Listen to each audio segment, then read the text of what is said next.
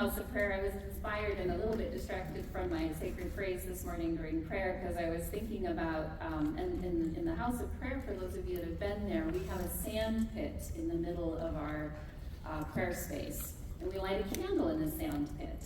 And I often tell people that I insist on lighting the candles on the dinner tables as a parallel, a reminder that even when we leave our prayer space and we migrate to the dining room or the other room, we're still doing the holy thing, right?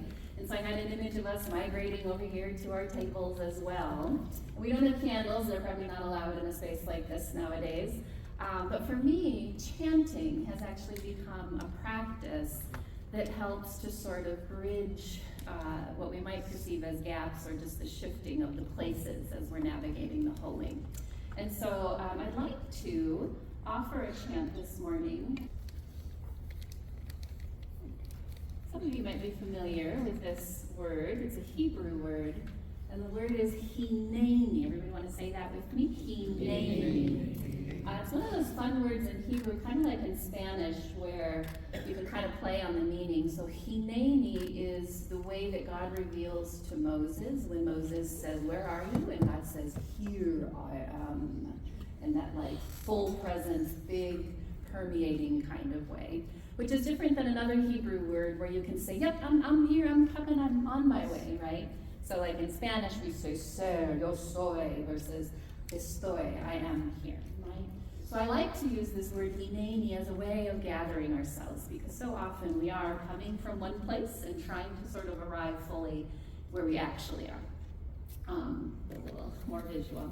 So you're welcome to participate in the chant in whatever way works for you. So if that means offering your voice, once you get the rhythm, you can add your voice, you can hum along, you can simply receive the sound of reverberation of other people's voices as well. So I encourage you to just participate in whatever way works for you. And if you choose to close your eyes, what I'll do is strike my chime or my gong on the last time, so you don't have to be that person that keeps singing after everybody else. Sound good? So let's offer this chant as a way to fully arrive to this sacred setting of circles, reverberating with the work that we did in our centering prayer this morning. All right? So as always, you're welcome to join me as you feel comfortable. Do another gong here.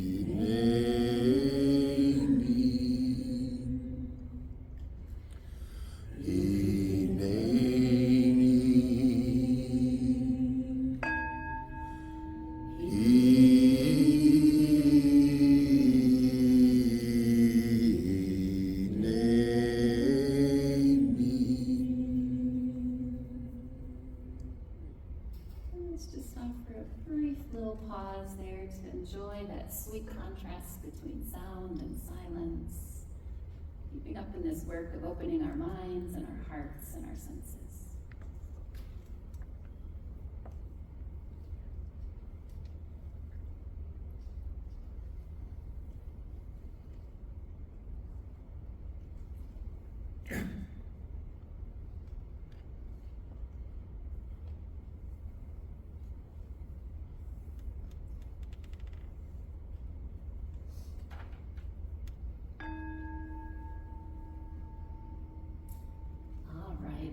to just offer a brief overview of our session for this morning, and then in the afternoon, in addition to the rhythm of prayer that we'll be celebrating throughout the day. When we were dreaming up this retreat, we wrote up a little bit of a description, and I'd love to just share that out loud with you so you have a sense of the context that I'm bringing in. So when prayer changes, inevitably there are shifts in our ongoing life of prayer. While change is a normal part of a healthy life, sometimes these periods catch us off guard. And at other times, we seem to endlessly wander as if we were lost. During this retreat, we'll explore practically the ways in which our naturally developing understanding of God impacts our ongoing life of prayer. So from those earliest words of rote prayer to the wordless prayers of contemplation, God meets us again and again and again, just where we are. And so part of our spiritual work is to simply recognize that dynamic presence and sort of see if we can keep catching up with the work of the Holy One in our lives. So as we do that work today together, in the morning we're going to focus more specifically on prayer. So I'm going to introduce this little framework of contours of prayer. And we'll be doing a little bit of presentation, some personal reflection, and some small groups. So we'll keep busy in our next couple hours. And then in the afternoon, we'll follow a similar rhythm of some presentation, some personal reflection time, and small groups again. But then we'll shift in the afternoon to looking specifically at those images of God. So, ready for this? Anybody want to head out the door? You going to stick around? Okay, good. So moving on then to this idea, oh dear. I'm going to just keep talking while I keep turning it on. Some of you are going to be verbal, and you're going to just prefer my voice. Some of you are going to be visual, so I'll put the visuals up too. But you do have a handout on your tables. You actually have 4 sheets, and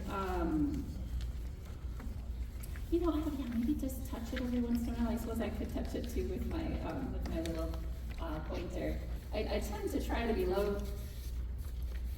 maintenance in tech, but maybe I'm just being a little too low, and it's like, no, really, I want to be here. Keep looking at me. Okay. So prayer is communal, prayer is personal, prayer is real, and prayer is devotional. On your handouts there, you'll see that I have some different ways of categorizing prayer. So I've got types. There's a handout that says, what is prayer at the very top? And you'll see references to types of prayer, forms of prayer, pathways of prayer. If we were actually taking a class, I'd spend a lot of time talking about all these, But for the most part, those are just reference points for now. You're welcome to look at the handout, see if anything catches your attention. Because what those categories do is they help us to conceptually organize our lived experiences of prayer, right? And so what I'd like to do is invite us to integrate some real life examples and our ongoing lived experience into these categorical kind of reflections. So I'm going to do a little talking here, and as I'm talking and presenting, I invite you to consider your own ongoing life of prayer as an arc. Okay, so we're going to sort of follow these contours along the arc, and we'll be using these little anchor points of communal, personal, real, and devotional. So as I offer some examples, I invite you then to go to the next handout that has a quadrant on it, and you'll see those words, communal, personal, real, and devotional. So you're welcome as I'm talking, especially if you're a doodler, to just be jotting down your own notes, thinking about your own experiences, even as I'm setting up the framework here. All right? Lovely. So first of all, thinking about prayer and this arc of the contours of prayer as communal. Communal prayers point to communities of belonging. So think about the places where you felt like you belong. I think, for example, of the memorized prayers that our mamas and our papas teach us when we're little, like the Hail Mary or the Our Father or the creeds. Those are communal prayers. the storytelling prayers that we say out loud together in ordinary and in tough times, like the rosary and its mysteries, and devotionals, and the people that come along with those. Those are communal prayers. When we regularly gather for liturgy, such as in the Eucharist and in the sacraments, it is communal prayer. When we create hymns to proclaim our values and our beliefs, or rituals like processions in the streets, to claim those special places, or perhaps reconciliation services in Lent to mend our brokenness together. It is communal prayer. Communal prayer reminds us of our people's stories. Communal prayer grounds us in a sense of belonging. The stability of communal prayer over time forms the lineages of tradition. Oh, I know those people, they're the ones that do those things, right? So we can recognize communal prayer over time. So as we're offering this little litany of communal prayers, I hope some things are sparking for you. I see some people writing, okay? So now I'm going to shift into this sense of prayer as personal. And just so you know, there aren't any right or wrong answers. So you might cross categories and put some of the things in different quadrants. That's perfectly okay. Free permission to do that. So when I think of prayer as personal, this contour of prayer as a personal thing, I think that personal prayer points us to the particularities of our beloved being and becoming. So when I think of the eyes that God has just for me as Christine, the particularity of me is part of what prayer as personal points to. So when we shift, for example, from those memorized prayers to having spontaneous conversations with the Holy One, prayer is personal.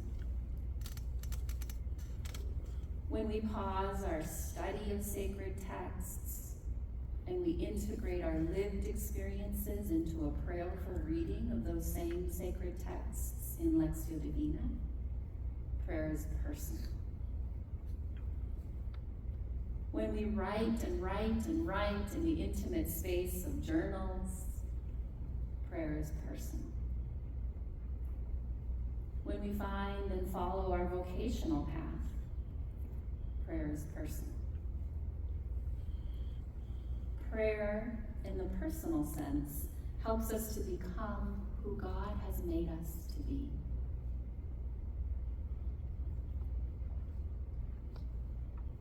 Personal prayer invites us to set our priorities and live by our values.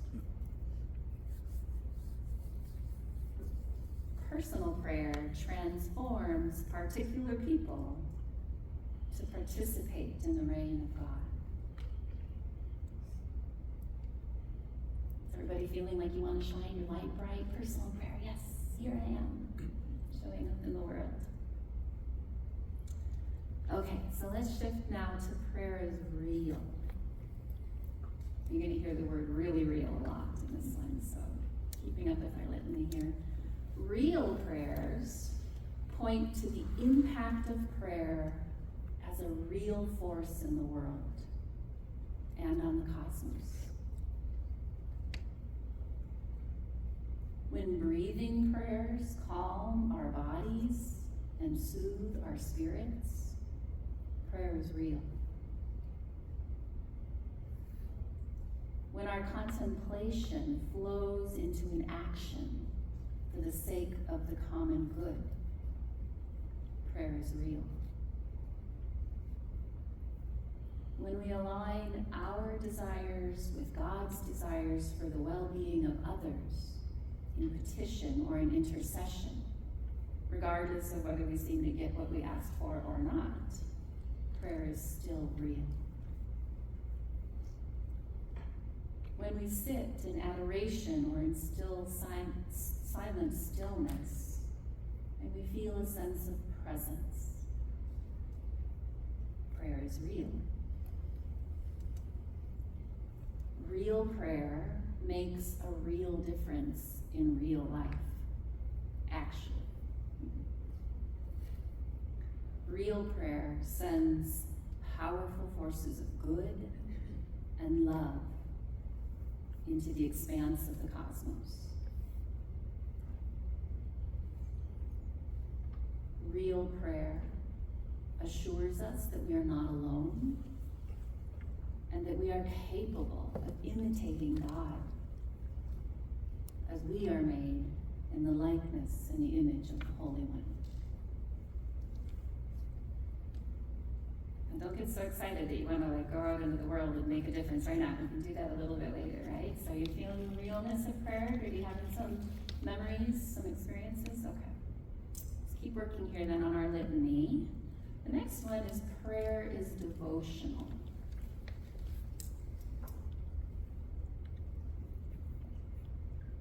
Devotional prayers point to relationship as the deep foundation of reality. I'm going to say it one more time because there's a few philosophy words in there. Devotional prayers point to relationship as the deep foundation of reality. All it is relationship. Especially in this space, when we get swept up into some natural element of the world, like a sunset or a beautiful tree, we're reminded of God's goodness, then prayer is devotional. When we use our imagination in guided meditation to think of and feel close to God, then prayer is devotional. When we offer our voices in praise and worship, feeling uplifted out of ourselves and connected to others, prayer is devotional. When we seek guidance from the Trinity or assistance from folks in the communion of saints, prayer is devotional. When we work with the Holy Spirit to heal ourselves and others, prayer is devotional. Devotional prayer reminds us of the totality of things, of our life in sacramentality. Everything is holy. Devotional prayer overcomes compartmentalization, only doing the special holy things in certain places or by certain people, and points to healing and wholeness. So rather than compartmentalization, devotion reminds us of wholeness. Devotional prayer remembers that love is the strongest force that is, and that God is love.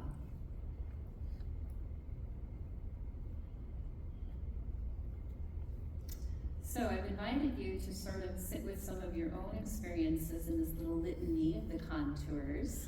And by way of part of modeling and also of inviting you, I'd like to shift into a more explicit reflection in some of my personal experiences. So if my stories help a little bit, then feel free to keep on jotting some of your own examples.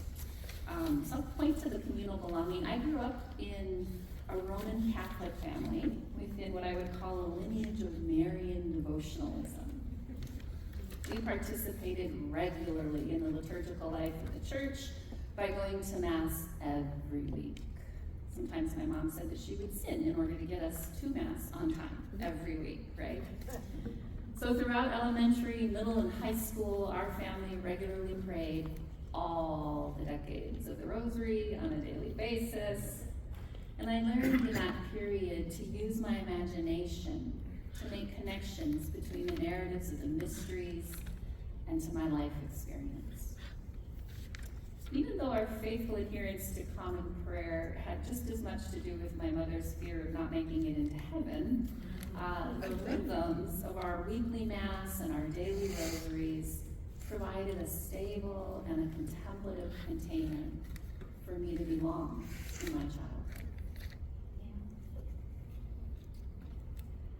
So you'll see this is a little bit of a developmental trajectory. I'm going to kind of keep moving through some stages of my own life here. And leaning into this contour of personal becoming, or the prayer is personal, I think about that foundation of my childhood then, of feeling like I belonged at church. That is what inspired me to get more involved beyond my parish. We had a really under-resourced parish when I was growing up. So I got involved in the diocesan level in high school. I attended tech retreats. Has anybody ever done those? Yeah, tech retreats. I joined the diocesan youth council. I even started a Christian clowning ministry in those days. So it was during a foundational experience on retreat, actually, when I was in high school, that I had a profound religious experience. I knew myself as deeply loved by God as Father.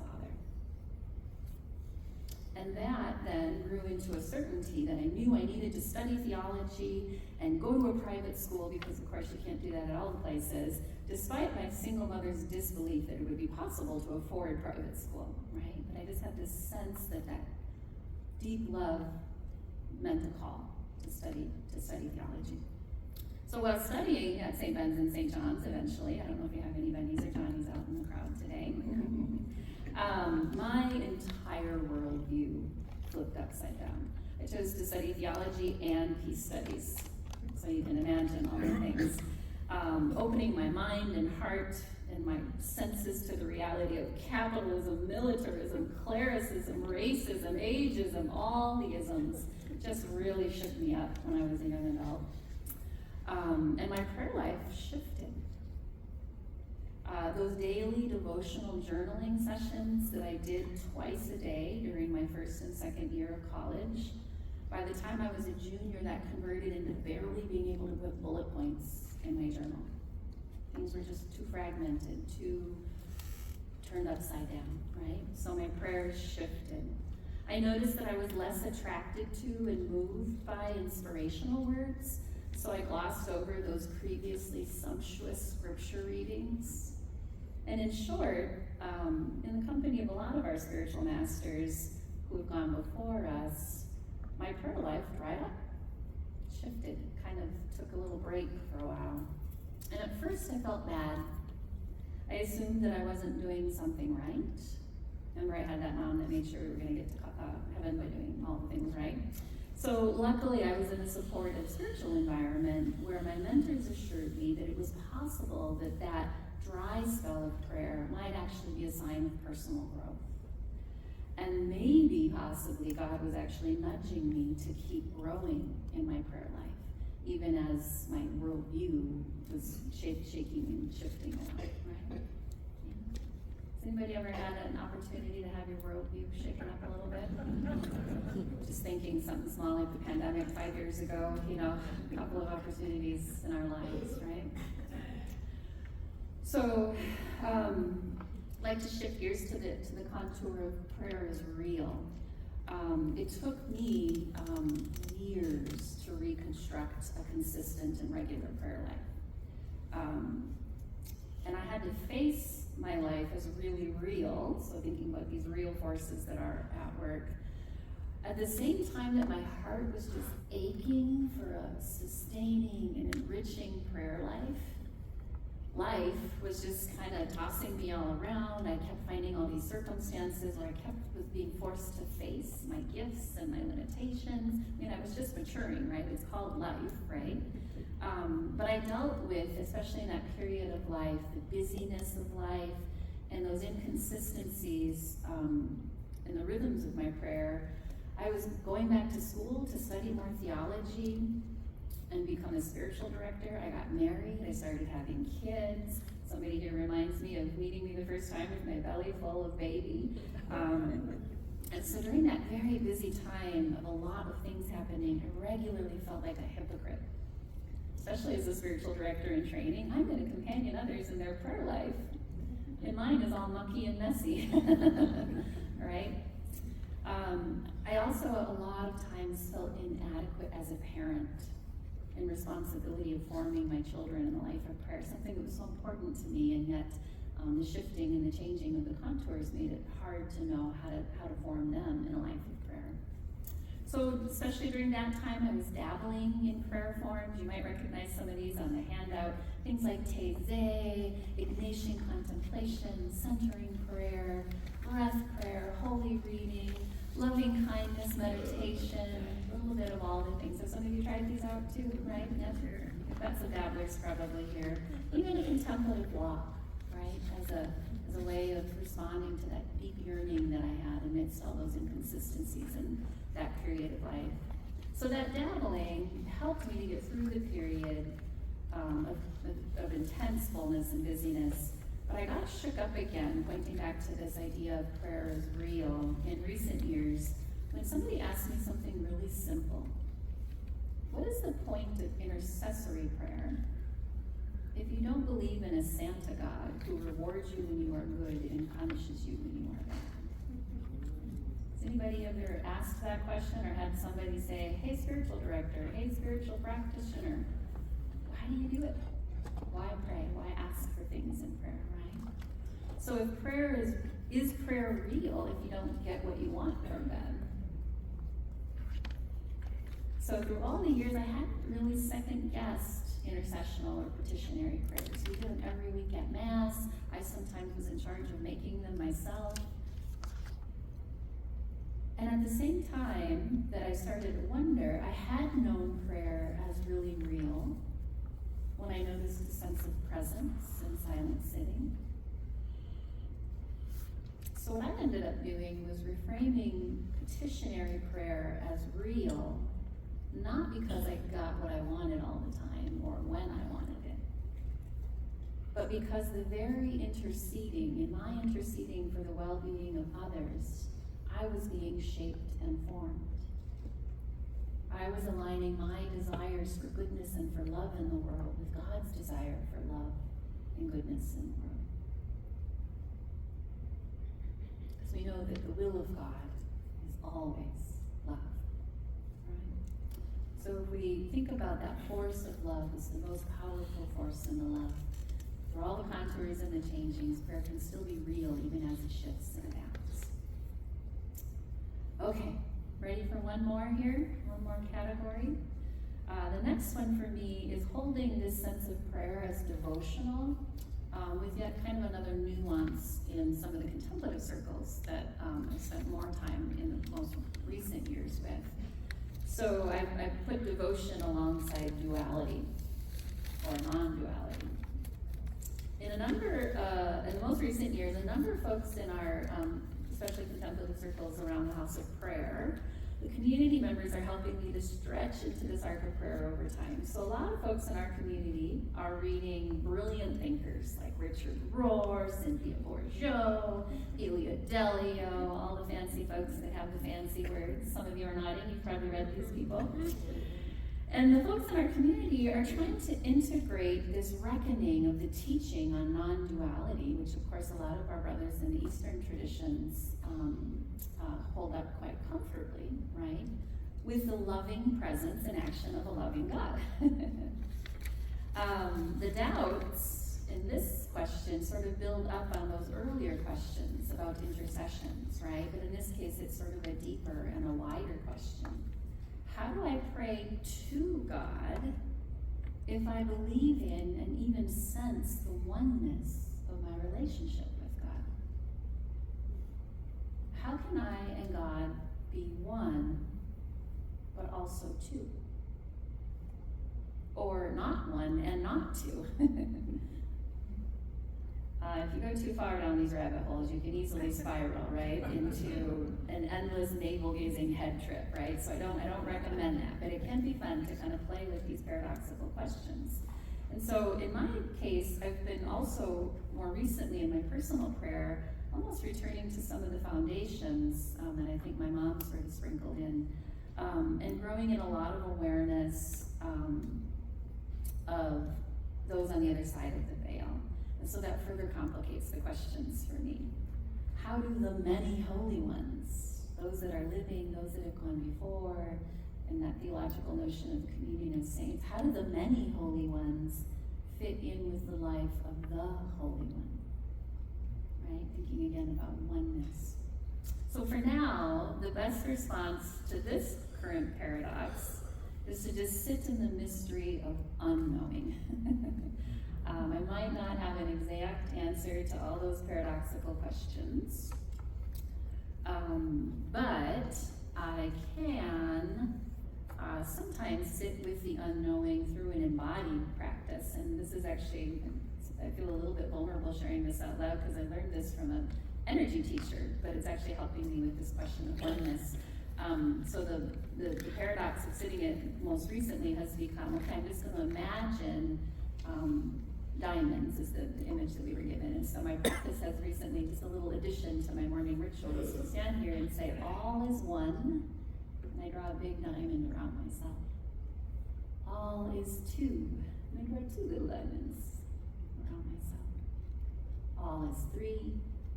Three is a good number, especially if you're in a Christian family. All is four, or many, right? So sometimes my head just can't quite grapple, and I need an embodied prayer to help me hold the paradox, right? So that's me opening up a little bit and being a tiny bit vulnerable with you all in sharing and reflecting on some stories. And what I'd like to do is give you the same opportunity to think about your own life experiences, some personal reflection, and then some small group sharing, okay? With a group of 100, we can't have everybody doing a back and forth, so we'll give you a chance to share in the small groups. So let me just recheck in on my timeline here. Yeah, we're doing pretty good here. So on the next handout in your pile of handouts there, right after the what is prayer, you should have something that has, I need to say the microphone for a second here. Yeah, personal reflection. So I've got 3 kind of open-ended questions, and then a table belowhand. So some of you are going to be the kind of people that want to go open-ended. You're going to start with the open-ended questions, and then maybe you would fill in like a chart, like a left brain, like right brain sort of way. Some of you might be more attracted to looking first at the chart and thinking about the arc of your own lives with a few words or images. So feel free to use the handout in whatever way works best for you. So you can start with the open-ended narrative or with the chart. Just a little hint about the chart. I didn't fill in specific timelines. So the first time I ever looked at my life, I was 25. And my timelines were every 5 years, because 25 divided by 5. So you can fill in your own sort of markers of the points along the way in that chart on the bottom, where I've got the arc, right? So I've left a few spaces for you. We're gonna take, I think, a good 15 minutes. I might borrow a little bit of our time. So what I'd like us to do is to come back at 10:35.